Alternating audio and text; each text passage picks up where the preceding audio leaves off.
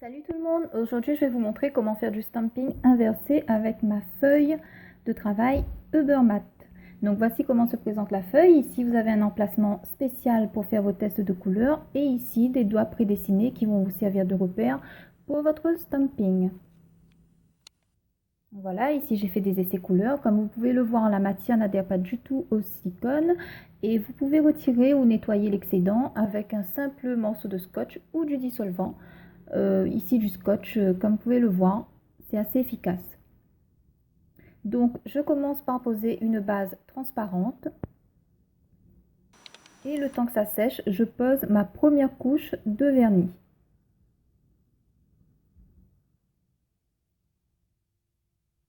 Donc voilà, pour ce stamping, je vais utiliser cette plaque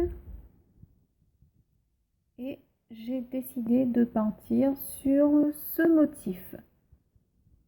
Donc je procède de la façon habituelle, donc je calque mon motif sur ma base. Et une fois que c'est fait, je vais venir remplir mon motif. Donc ici j'ai choisi deux couleurs de vernis, un rose et un mauve, que je positionne assez aléatoirement à l'aide d'un dotting tool. Donc voilà, le temps que ça sèche, je pose ma deuxième couche de vernis et je vais recouvrir mon motif d'un peu de top coat pour sceller et donner de la consistance à mon motif. Donc une fois que c'est sec, je viens décoller mon patch à l'aide d'une pince à épiler. Donc il faut y aller très prudemment. Et voilà ce que ça donne. Voilà, pour coller mon patch, je pose du top coat sur l'ongle que j'ai choisi. Je viens positionner mon dessin. J'appuie fortement. Je scelle les bords. Et je viens retirer l'excédent à l'aide d'un coton-tige imbibé de dissolvant. Voilà, je répète la même opération pour l'autre main.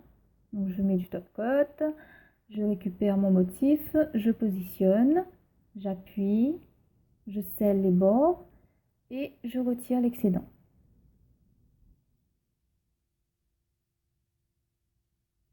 Ici, je continue ma déco. Donc j'ai choisi de positionner des strass pour les autres ongles. Je pose mon top coat.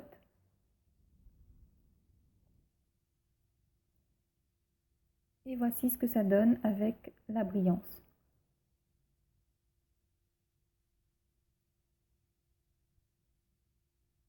Pareil pour l'autre main. Vous voyez, c'est assez sympa. Au lieu d'avoir un motif tout noir, et ben, vous pouvez faire plein de créations. Donc voilà le résultat. Ici, j'ai choisi un autre motif. Donc voilà un petit peu ce que ça donne. J'espère que cette vidéo vous a plu et je vous dis à très bientôt. Ciao!